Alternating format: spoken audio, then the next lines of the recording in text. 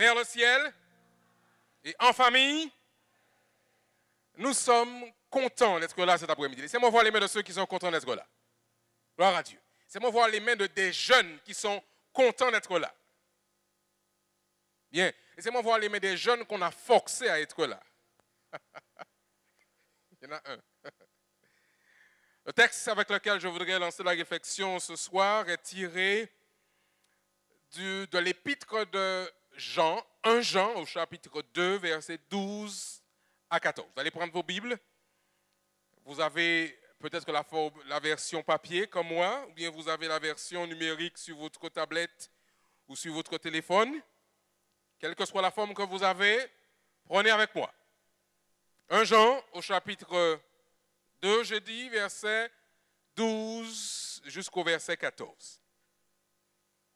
Celui qui écrit est déjà d'un certain âge, on pourrait le considérer parmi les pères en Israël, les papis, comme nous les appelons gentiment maintenant ici aux Antilles. Et voilà ce qu'il dit. Vous avez trouvé? Si vous avez trouvé, dites Amen. Allô? Personne n'a encore trouvé, j'attends que vous trouviez. Et quand vous aurez trouvé, dites Amen. Gloire à Dieu, il y en a un qui a trouvé.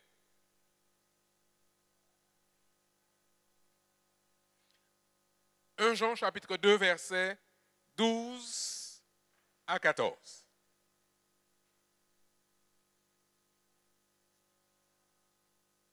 Ça y est? Gloire à Dieu. Ça commence à venir. Alors on dira tous Amen parce que vous avez tous trouvé. On y est ensemble? On y va? Amen. Je vous écris, déclare-t-il, l'auteur, petits enfants, parce que vos péchés vous sont pardonnés à cause de son nom.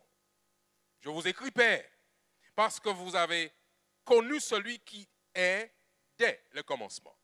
Et puis ensuite, il s'adresse à ceux qui sont les plus jeunes dans la salle. Je vous écris, jeunes gens, jeunes filles, parce que vous avez vaincu le malin. Parce que vous avez fait quoi? Vaincu le malin. Je vous écris encore, petits enfants, parce que vous avez connu le Père. Verset 14, je vous écris, Père, parce que vous avez connu celui qui est dès le commencement. Et puis le verset s'achève avec cette adresse à la jeunesse. Je vous écris, jeunes gens, parce que vous êtes forts. Et parce que la parole de Dieu demeure en vous et que vous avez vaincu le malin. Si vous observez bien dans le texte, ça fait 2 fois qu'il dit aux jeunes la même chose. Vous avez vaincu le malin. Il le répète une première fois dans le verset 12 et au verset 14, Jean répète la même chose. Il dit aux jeunes, je vous écris, jeunes gens, parce que vous êtes forts et parce que vous avez vaincu le malin et parce que la parole de Dieu demeure en vous. Alors ce soir, ce sera peut-être la soirée où je serai le plus long en termes de parole, puisque d'ici samedi prochain, vous allez, avec vos SMS, avec vos emails, contribuer un peu plus à l'échange que nous aurons ensemble dans le spécial jeune. Je voudrais cet après-midi réfléchir avec vous, chers jeunes, autour de la thématique ou de la question qui influence votre vie. Qui influence, je pose la question, votre vie. Beaucoup de personnes, en fait, aujourd'hui, continuent à vivre dans une vie parfois de tristesse, dans une vie de monotonie, dans une vie qui n'est pas éclatante et qui n'est pas heureuse. Dans le cadre de cette série de conférences, ce que nous aimerions, en fait, chers jeunes, c'est que vous puissiez être de ceux et celles qui appreniez à découvrir que Dieu a un plan pour eux. En effet, dans le livre des psaumes, au psaume 84, versets 8 à 6, le texte déclare « Heureux ceux qui placent en toi leur appui. Ils trouvent dans leur cœur des chemins tout tracés. » Vous connaissez le texte. Verset 7 dit ceci « Lorsqu'ils traversent la vallée de Baca, ils la transforment en un lieu plein de sources et la pluie la couvre aussi de ses bénédictions. » Le verset 8, que j'aime beaucoup, « Leur force augmente pendant la marche et ils se présenteront devant Dieu à Sion. » Chers amis, chers jeunes, Mesdames et messieurs, ce moment spécial que nous avons voulu réserver à la jeunesse, parce que nous aimerions que vous puissiez en fait découvrir les voies et moyens pour arriver au ciel. C'est ça le plan. Nous avons depuis le début, depuis vendredi soir déjà, dit nous voulons aller vers le ciel en famille. Heureux ceux qui placent en toi leur appui, disait le texte, ils se présenteront devant Dieu assis. Alors, nous n'allons pas forcément multiplier les paroles, nous aimerions que vous puissiez être avec nous en interaction. Je rappelle pour ceux qui sont arrivés entre-temps que vous pourrez à partir de samedi prochain ou pendant la semaine nous faire parvenir vos questions. Le numéro de téléphone, l'SMS est 0696 73 11 et 83. Vous aurez ce numéro que vous allez pouvoir composer, nous envoyer vos messages, ou bien par la formule de l'email, l'adresse, Pasteur Chandler vous l'a dit, je voudrais le rappeler, famille au ciel, gmail.com. Et bien sûr, vous pourrez toujours regarder ces émissions, ce programme sur le site de l'Église adventiste de Morija, morija972.org. Cependant, j'aimerais, chers jeunes, que vous compreniez que s'il y a un domaine, écoutez bien ceci, s'il y a un domaine dans lequel un des jeunes de cette salle a besoin d'aide, a besoin d'accompagnement, c'est le lieu où il faut être ici, chaque après-midi, chaque samedi après-midi. Si vous avez un souci de maladie peut-être, que vous aimeriez que nous puissions prier pour vous, ou bien si vous avez un problème relationnel avec votre petit ami, ou bien avec votre cher et tendre, ou bien une difficulté scolaire, académique, vous avez le bac qui arrive, vous êtes peut-être un partiel qui ne s'est pas bien passé récemment et que vous aimeriez avoir de l'aide par la prière pour aller plus loin, je voudrais vous inviter à venir ici. Alors, vous le savez déjà qu'il y a une équipe prête à vous recevoir, il y a psychologues, éducateurs spécialisés, il y a psychothérapeutes, il y a un pasteur, une équipe qui est prête à vous recevoir dans la confidentialité, afin que vous puissiez, si c'est nécessaire, partager avec nous un souci, un besoin, et nous allons nous faire un plaisir de pouvoir répondre avec vous dans cette démarche par la prière. Comme nous l'avons dit, bien sûr, vous vous rappelez hier soir et ce matin encore, que personne ne laisse passer cette occasion de faire une expérience avec Dieu. Parce que notre Seigneur veut en fait vous ouvrir ses bras tout grands et qui nous aide à avancer, qui que vous soyez, quelle que soit votre histoire, quel que soit votre besoin, quel que soit votre problème, Dieu répond aux besoins de la jeunesse aussi. Je crois que quelqu'un aurait dit Amen. Dieu répond, je dis, aux besoins de la jeunesse aussi, que vous soyez en seconde, que vous soyez en maths sup ou que vous soyez en classe de maîtrise, de master, l'Éternel sait répondre à vos besoins. Maintenant, la question que je voudrais considérer avec vous ce soir, mais en fait, qui influence votre vie? On a vu tout à l'heure des jeunes qui ont donné la démonstration d'un moment de culte familial. Nous comprenons bien, chers amis, que dans le culte familial, en fait, ces jeunes, cette famille se positionnent pour que Dieu puisse influencer leur vie. Il est tout à fait normal que nous puissions ensemble considérer, en fait, cette question. Qui est-ce qui influence votre vie? Y a-t-il quelqu'un ou une force, une puissance ou une autorité qui influence votre vie? Bien sûr, vous allez me dire que vous êtes des hommes et des femmes libres, que vous êtes libres de toute influence. Ce n'est pas aussi facile que ça dans la réalité. C'est John Donne qui disait dans cette phrase célèbre « Aucun homme est une île déserte ». Par conséquent, nous sommes, vous et moi, chers amis, interdépendants. Et ce soir, j'aimerais que nous puissions en fait nous aider à identifier les influences qui dirigent, qui affectent votre vie, les influences qui vont faire en sorte que vous fassiez telle ou telle autre chose.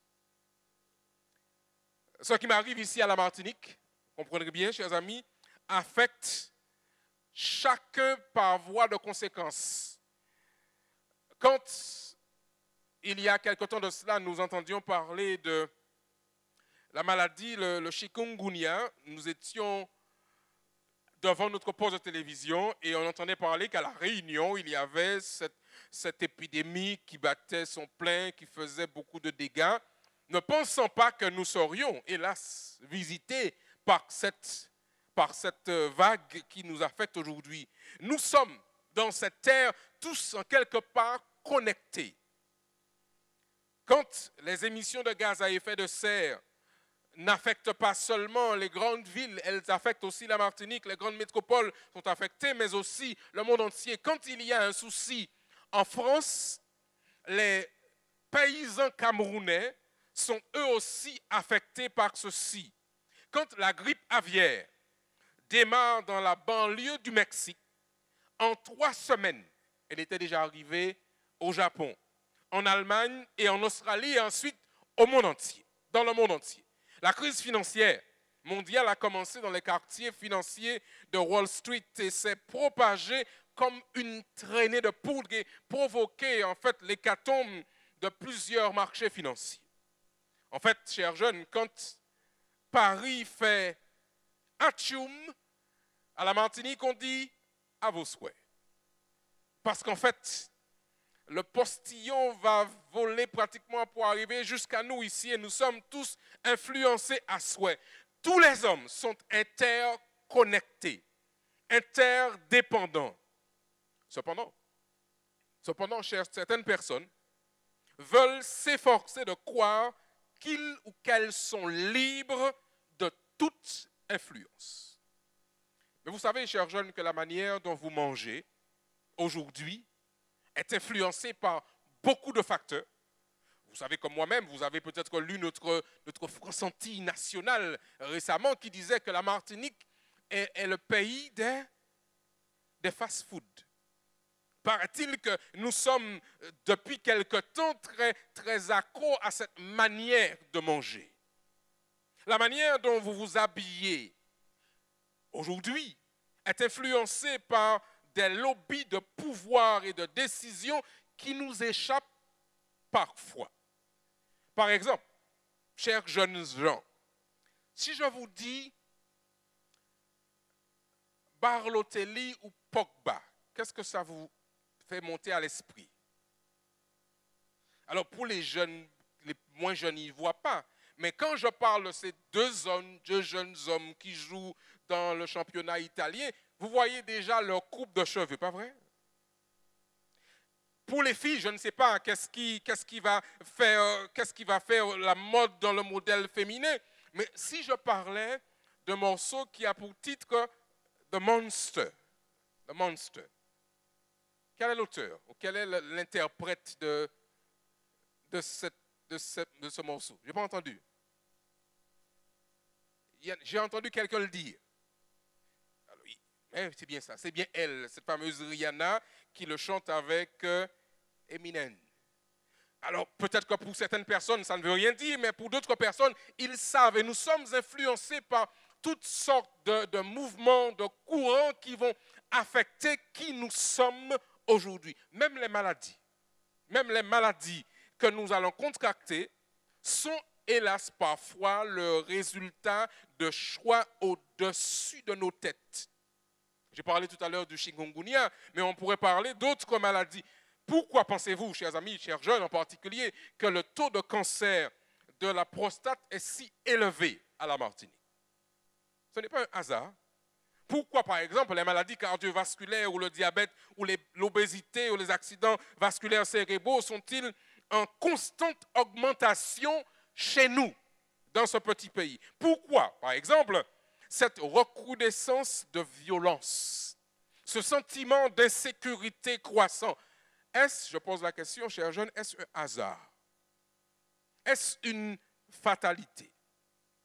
Si je pose la question, chers jeunes, si je pose la question cet après-midi, c'est pour que nous soyons en quelque part conscients que nous subissons, malgré nous parfois, des influences multiples qu'il vaut mieux en être conscient et au pire, choisir les influences ou les personnes qui affecteront nos vies d'une manière la plus positive que possible et tenter, quand c'est possible, de minimiser au maximum les influences négatives auxquelles vous et moi nous sommes exposés et en particulier ceux qui sont les plus jeunes dans cette salle ce soir. Il existe un proverbe que vous connaissez sans doute qui dit « dis-moi qui tu fréquentes, c'est comment il se termine? Je te dirai qui tu es. Alors, il y a la version martiniquaise, fréquenter, vous avez dit vous-même. C'est la version martiniquaise. Mais vous comprenez bien, chers amis, que nous sommes, vous et moi, influencés par ce qui tourne autour de nous. La question donc je pose à ma jeunesse, à mes enfants, à ceux que nous aimons, nos plus jeunes, quel courant de pensée affecte votre manière d'agir et votre manière d'être?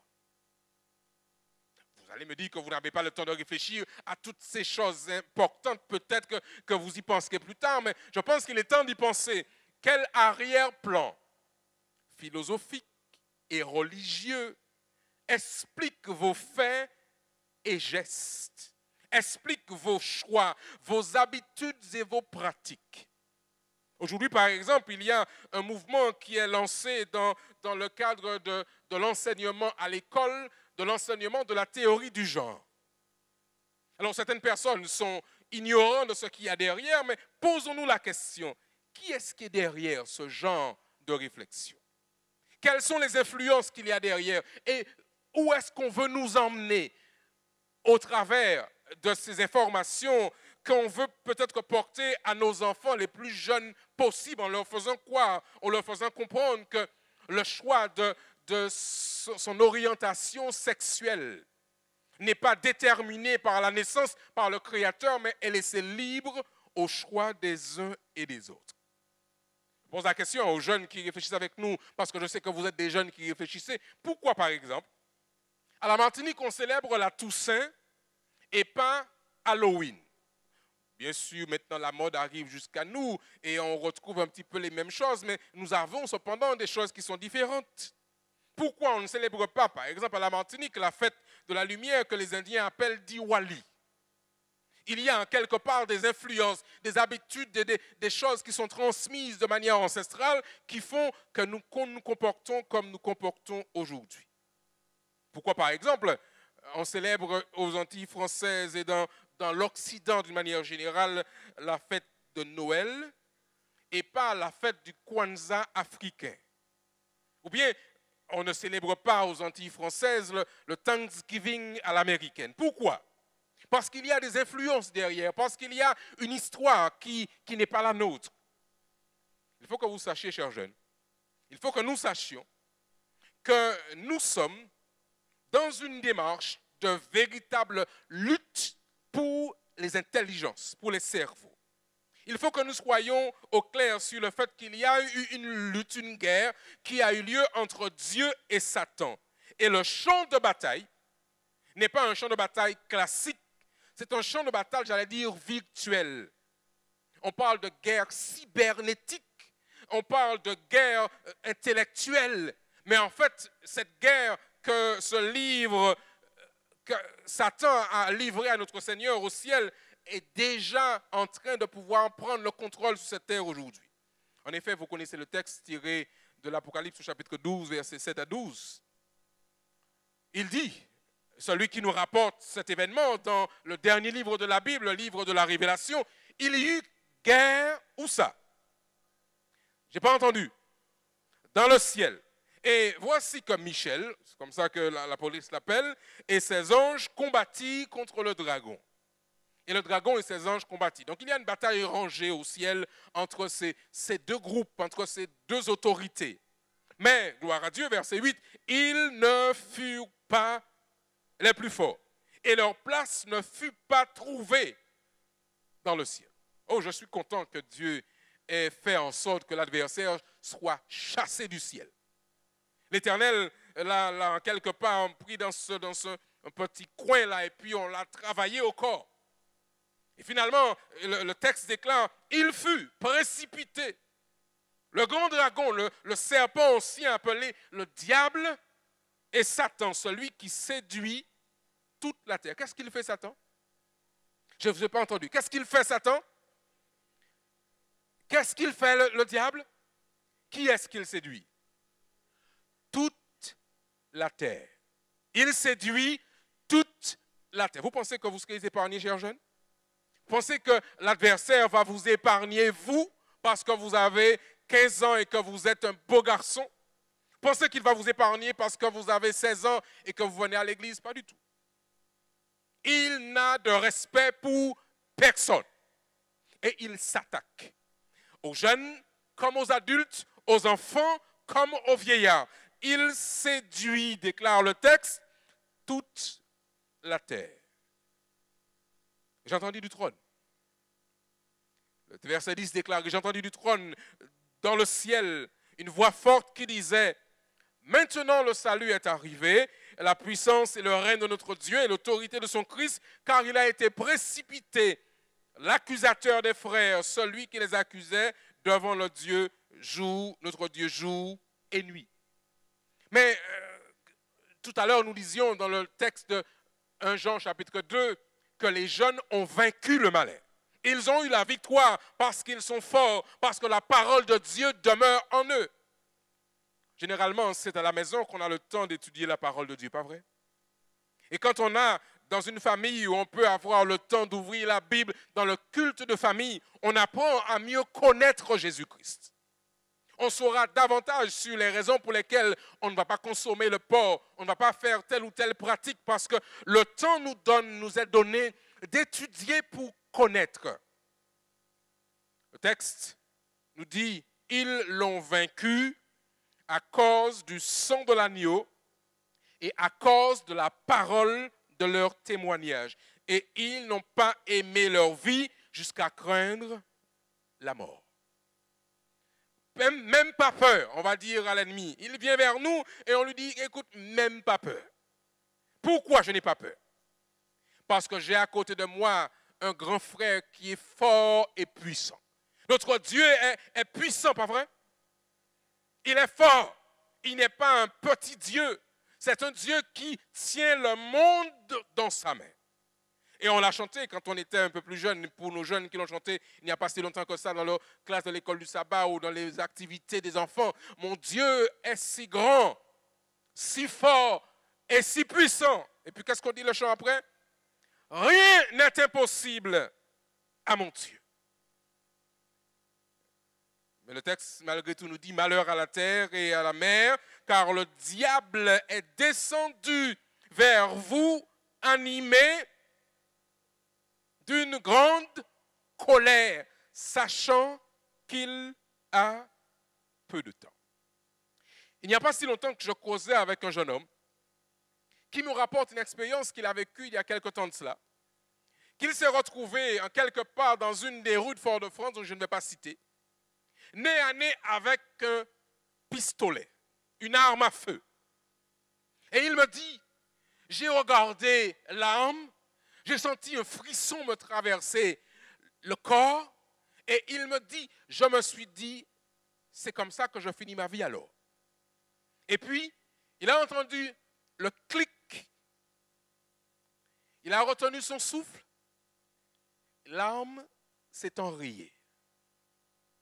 Et le temps que son adversaire réfléchisse, il a pris ses jambes à son cou pour partir. Mais il me dit, si l'arme ne s'était pas enrayée, je ne serais pas vivant pour en parler aujourd'hui. Je parle de choses qui se passent aujourd'hui, chez nous, dans notre petite Martinique qui était jadis un pays où nous étions heureux de vivre, où l'air, disait-on, a des odeurs de sucre et de vanille. Mais ça, c'était en temps longtemps. Aujourd'hui, on a l'impression que tout le monde a peur. Tout le monde se barricade, tout le monde est inquiet, pardon. Le diable est descendu vers nous, chers jeunes, animés d'une grande colère, sachant qu'il a peu de temps. L'apôtre Paul, qui voulait confirmer cette réalité, qui voulait informer les uns et les autres de cette réalité, disait dans son épître aux Éphésiens, dans Éphésiens 6, versets 6 à 12, car, je lis dans la version en français courant, car nous n'avons pas à lutter contre les êtres humains, mais contre les puissances spirituelles mauvaises du monde céleste, les autorités, les pouvoirs, les maîtres de ce monde obscur. Là encore, sans entrer dans les détails, chers amis, sans entrer dans les détails, je dis bien, parce que nous ne voulons pas faire l'apologie du crime ce soir. Nous voulons dire que Dieu peut changer les cœurs. Mais j'apprends que dans cette petite Martinique, que certaines personnes, pour pouvoir se faire un peu d'argent, sont prêts à aller jusqu'au sacrifice humain. Jusque-là. Parce qu'ils ont un projet et que quelqu'un leur dit, écoute, si tu parviens à tuer un homme, je te donne accès à tout ce dont tu auras besoin. Je parle de choses qui se passent ici, dans ce petit territoire. Et nos jeunes, vous et moi, nous sommes influencés par cette réalité. Le texte dit bien, nous n'avons pas à lutter contre des êtres humains, mais contre les puissances spirituelles mauvaises du monde céleste, les autorités, les pouvoirs, les maîtres de ce monde obscur. C'est pourquoi, verset 13, c'est pourquoi. Saisissez maintenant toutes les armes de Dieu. Et les armes de Dieu, ce ne sont pas les Kalachnikov. Oh, je sais que ça circule à la Martinique, on parle de Kalash, on parle de toutes sortes d'autres choses. Et puis, nos jeunes sont influencés par ceci. Les armes de Dieu, ce ne sont pas ce genre d'armes-là. Saisissez-vous maintenant de toutes les armes de qui? De Dieu. Donnez-moi un aperçu des armes du Seigneur. La prière. La lecture de la parole de Dieu. Voici des armes qui sont, alors il dit bien, aiguisées des deux côtés, tranchantes. La grand-mère, décédée déjà, disait, alors qu'elle était vivante, qu'elle avait sous son lit une arme qu'elle avait appelée Durandal. Et elle disait que c'était filé de deux côtés. Mais l'Éternel nous donne une arme, la parole de Dieu, que vous la preniez Ancien Testament ou que vous la preniez Nouveau Testament, vous pouvez faire rester tranquille l'adversaire. Au nom de Jésus-Christ, je dirais à celui-ci, arrière de moi Satan. Et un jeune homme, une jeune fille peut, avec la parole de Dieu dans sa main, faire trembler l'adversaire. Mais il est important que ce jeune homme, que cette jeune fille soit connectée avec Jésus-Christ. Il est important que nous puissions savoir, mais qui est-ce qui influence votre vie?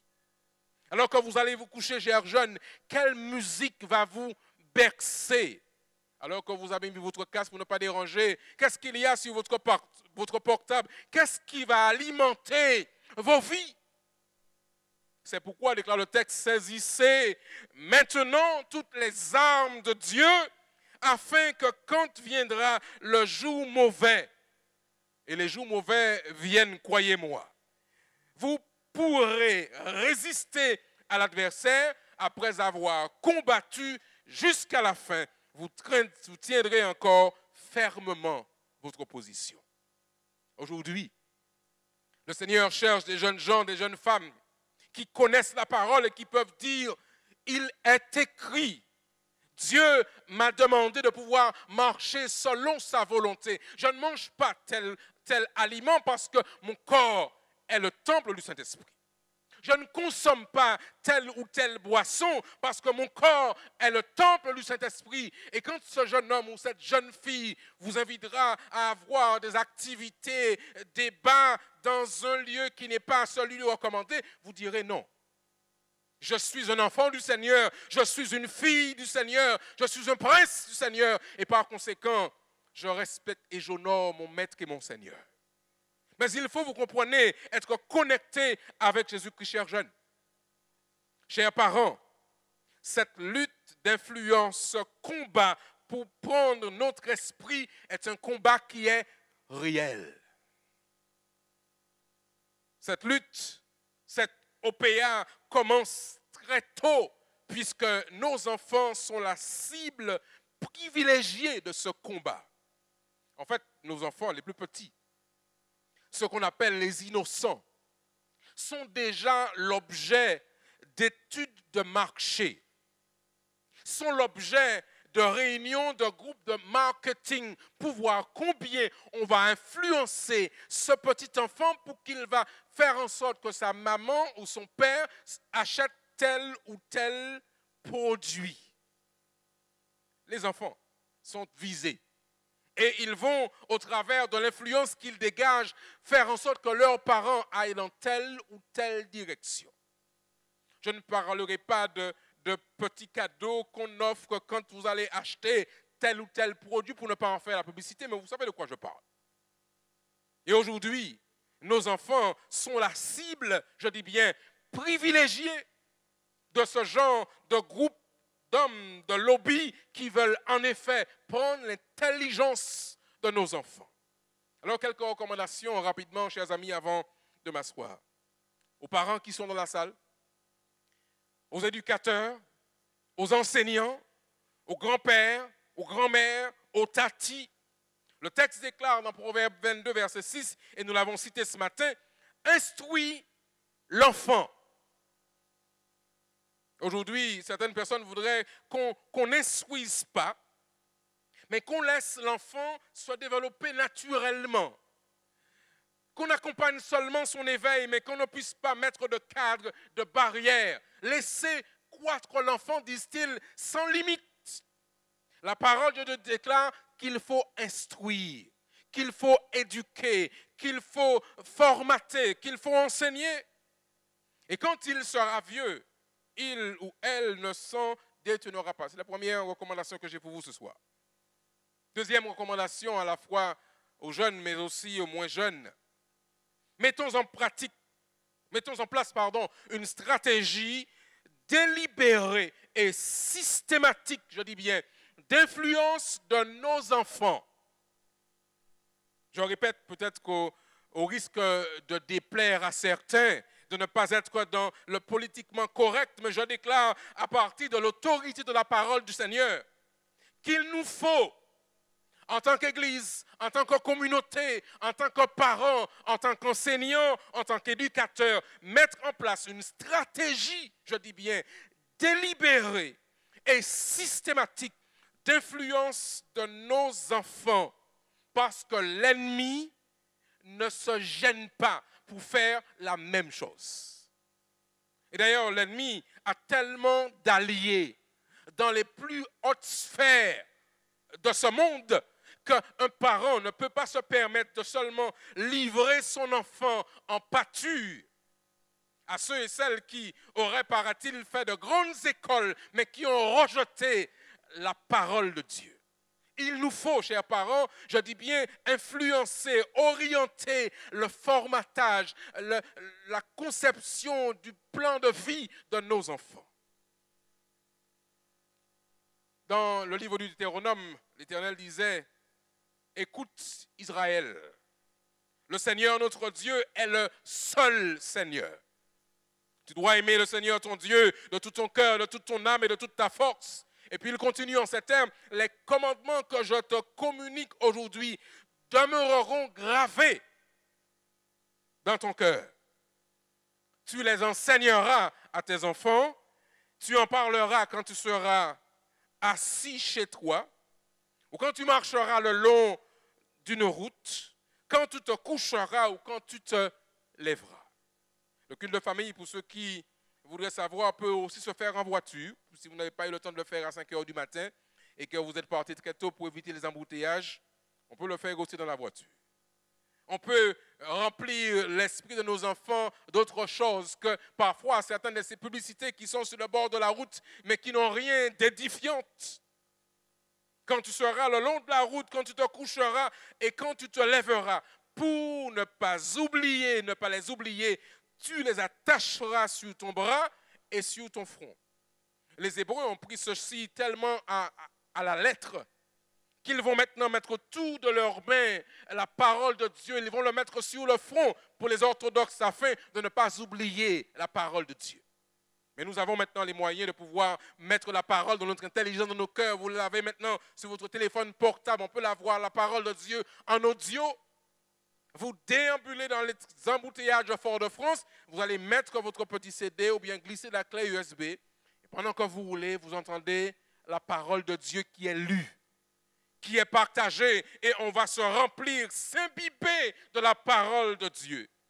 Garde ton cœur plus que toute autre chose, car de lui viennent les sources de la vie.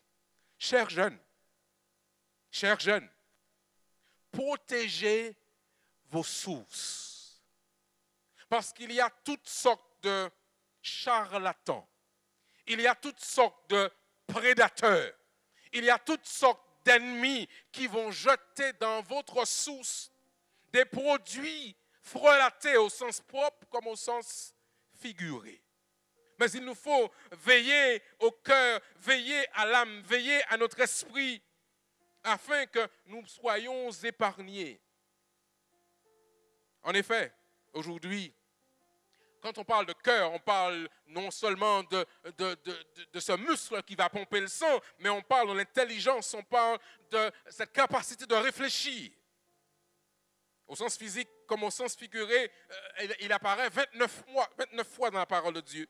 Personnalité, vie intérieure, caractère en général, pour parler du cœur, 257 fois dans la parole de Dieu. Et quand on parle des émotions, on trouve aussi quelques mots qui représentent et qui parlent du cœur. Dieu veut que nous puissions garder notre cœur. Alors je pose la question encore ce soir. Qui est-ce qui influence votre vie? Quel est celui ou celle qui influence votre vie? En terminant, je voudrais avec vous considérer cette histoire de la parole du Seigneur. Jeune homme, grandi à l'époque de Jésus. Il aime le Seigneur. Il va à l'église. Il est régulier. S'il était adventiste du 7e jour, on dirait qu'il serait un chef guide. Il a passé tous les grades. Il est fier. Il a un bagage, il a un héritage qu'il apporte fièrement. Et alors qu'un jour que Jésus-Christ déambule dans les rues, dans les territoires de ce pays, ce jeune homme vient en contact avec Jésus.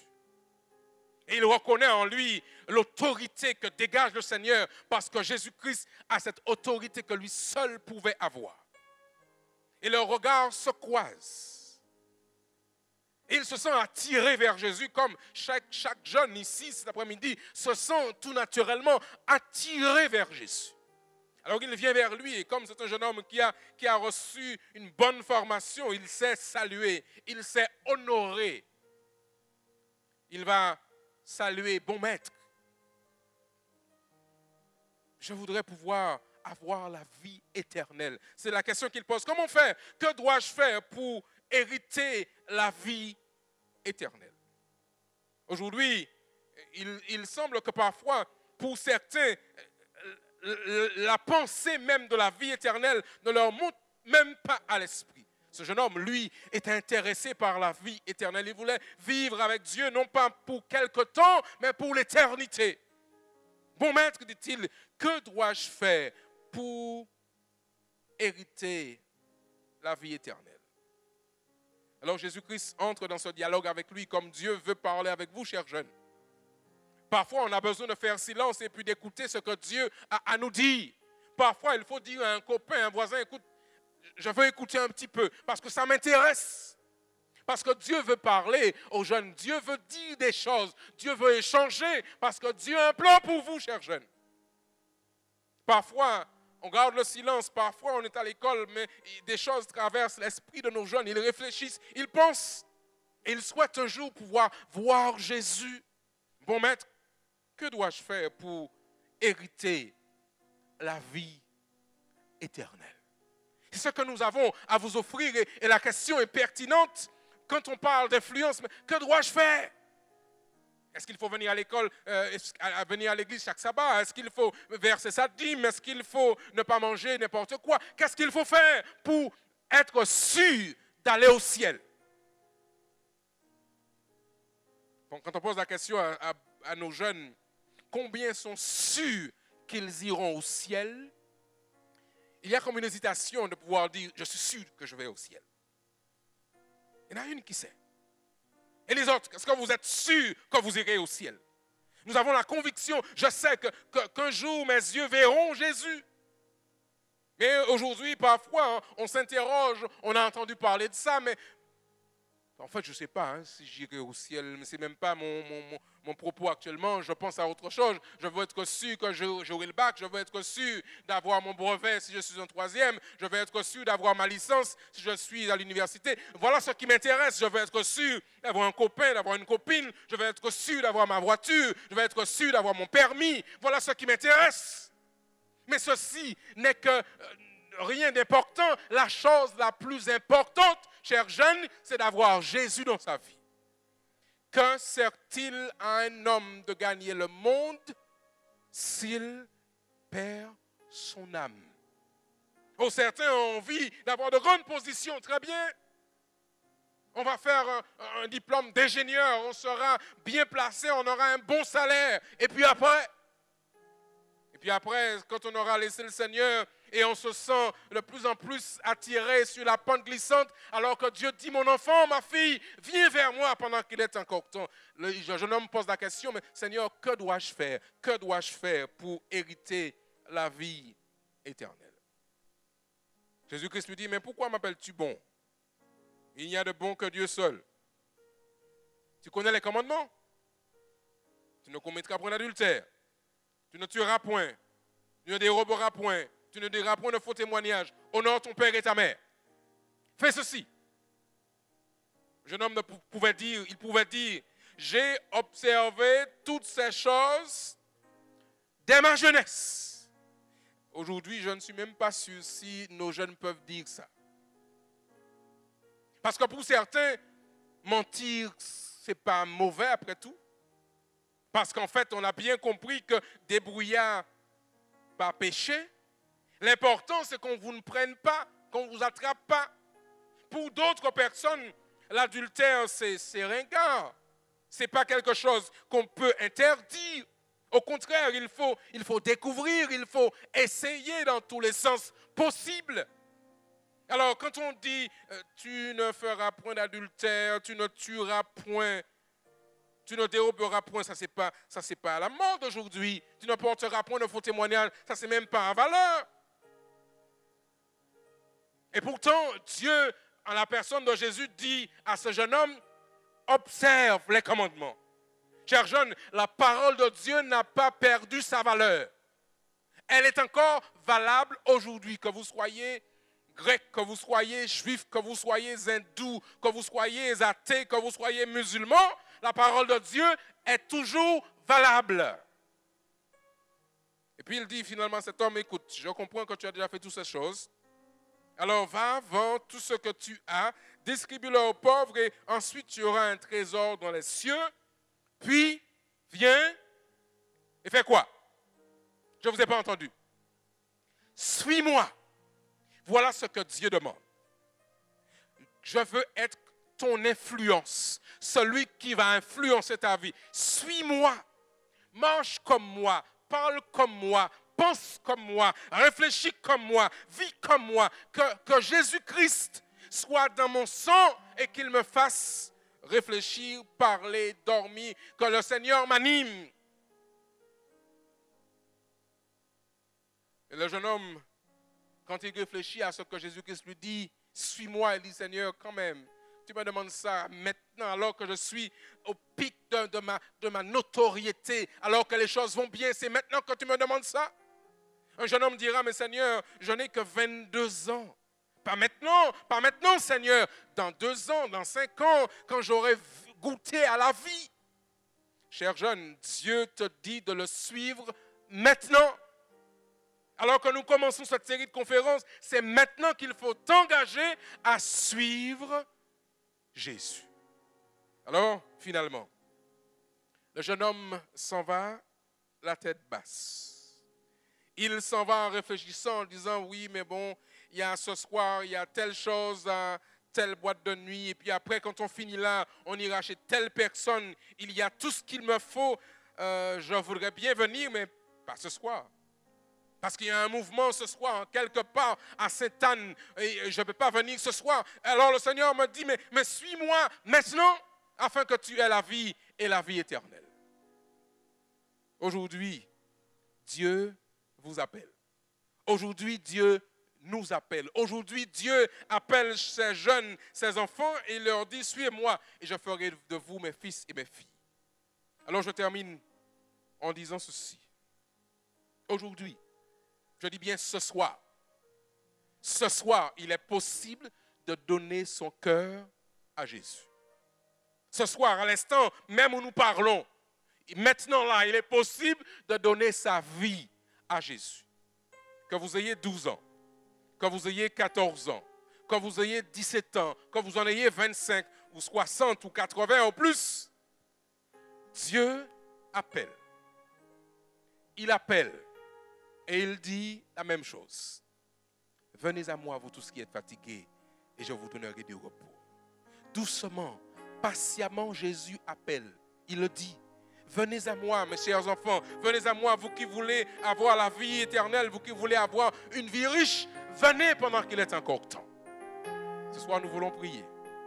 Nous voulons prier pour que Dieu bénisse sa jeunesse. À partir de samedi prochain, nous allons avoir un moment plus interactif de partage. Mais je voudrais que vous compreniez que ce soir même, Dieu vous appelle. Ne partez pas à la maison sans avoir décidé de suivre Jésus-Christ. Voulez-vous répondre à son appel? Voulez-vous répondre à son appel alors que le chant va vous être présenté? Voulez-vous dire, Seigneur, je veux te suivre, je veux marcher avec toi parce que je sais que tu as un plan pour moi, un plan merveilleux. Voulez-vous suivre Jésus, mon enfant? Veux-tu suivre Jésus, jeune homme, jeune femme? Veux-tu laisser le Seigneur te parler afin que tu comprennes qu'il a un plan pour toi? Le chant dit ceci doucement. Tendrement, Jésus m'appelle. Nous appelle, vous et moi. Patiemment, Jésus attend le rebelle. Il nous attend, vous et moi. Voulez-vous répondre à l'appel du Seigneur? Alors que le groupe chante pour nous ce chant, écoutez et répondez. C'est Jésus-Christ qui vous parle. Doucement, tendrement, Jésus m'appelle, nous appelle, vous et moi. Patiemment, Jésus attend le rebelle. Il nous attend, vous et moi. Voulez-vous chanter avec nous, chers amis? Tout le monde chante. Venez. Venez à moi. Tout le monde chante, travailleurs. Travailleurs chargés, venez à moi. Doucement, tendrement, Jésus appelle. Doucement, tendrement, Jésus appelle. Venez, oh, venez à moi. Nous voulons prier maintenant. Nous savons que tout à l'heure, vous avez un moment spécial réservé à la musique, à la célébration de Dieu au travers de la musique. Mais avant de nous séparer, avant de nous arrêter, nous voulons vous donner l'occasion de répondre à l'appel de Jésus. Vous leur dire, Seigneur, je veux te suivre. Oh, j'ai déjà peut-être été baptisé, j'ai grandi dans une famille chrétienne, mais je veux te suivre parce que je sais que tu es celui, la seule qui pourra me garantir la vie et la vie éternelle. Alors qu'il chante pour nous le dernier couplet de ce chant, je voulais que nous puissions ensemble nous mettre debout. Et comme un seul homme, répondre à l'appel de Jésus, répondre à son appel, parce qu'il veut nous accorder la vie, il veut nous accorder la vie et la vie éternelle. Il chante, dernier couplet de ce chant, et après nous allons répondre et prier avant de nous séparer.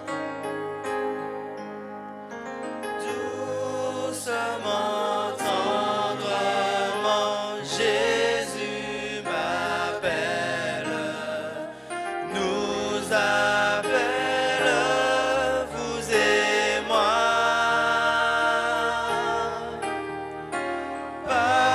Patiemment, Jésus attend le rebelle.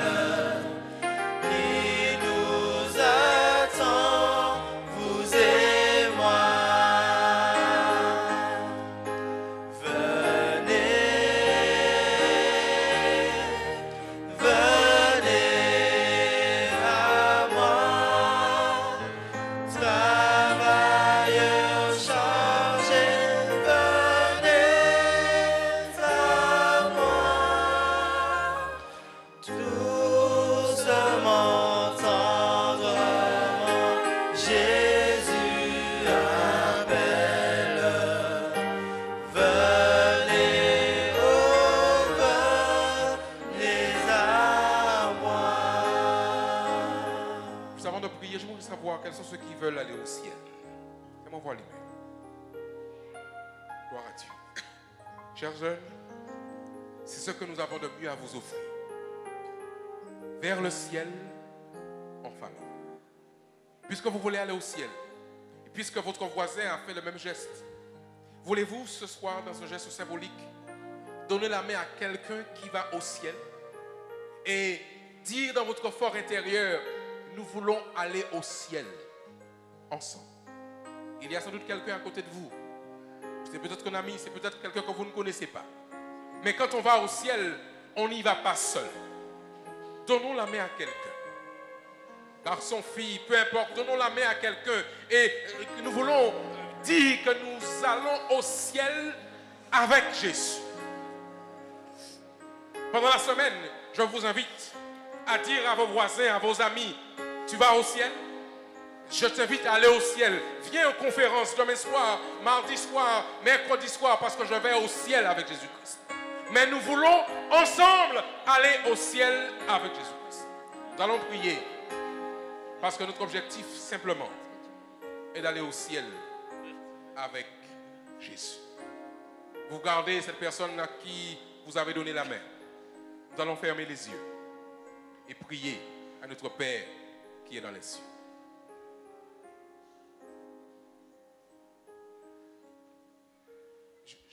Pendant que vous êtes incliné, elle n'a personne à qui elle donne la main. Je ne voudrais pas qu'elle aille au ciel toute seule.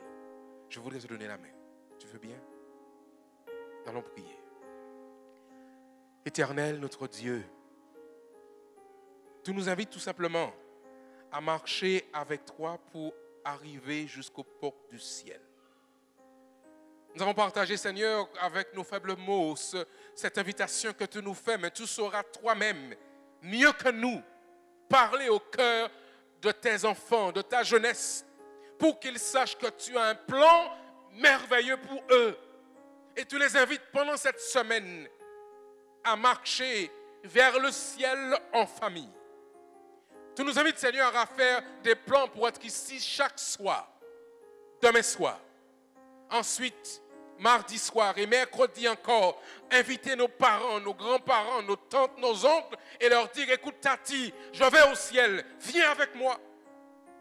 Parler à nos amis et à ceux qui nous sont chers pour leur dire que nous avons décidé d'aller au ciel. Garde-nous, Seigneur, pendant cette semaine. Veille sur ta jeunesse. Protège-la de dangers, d'attaques de tout genre et qu'elle puisse comprendre que si l'ennemi a un plan pour eux, Dieu aussi a formé un plan pour cette jeunesse. Seigneur, garde-la, bénis-la, protège-la et accompagne-la sur le chemin du ciel. Nous t'en prions, Père, au nom de Jésus et pour ta gloire. Amen. Nous allons nous séparer avec ce chant qui, vous allez découvrir, sera chanté à la fin de chaque conférence. Bientôt, très bientôt, nous allons voir le Seigneur. Et comme je sais, c'est le désir de notre cœur, nous allons entendre avec notre cœur de ce chant. Bientôt, très bientôt, nous allons voir le Seigneur, le chanter et nous préparer pour le programme qui va suivre dans quelques instants. Que Dieu vous bénisse et qu'il vous garde.